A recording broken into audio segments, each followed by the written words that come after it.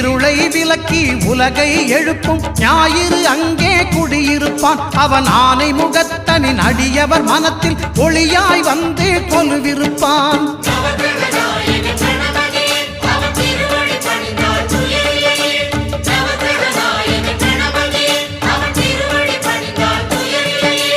ஒன்பது கோளும் ஒன்றாய் காண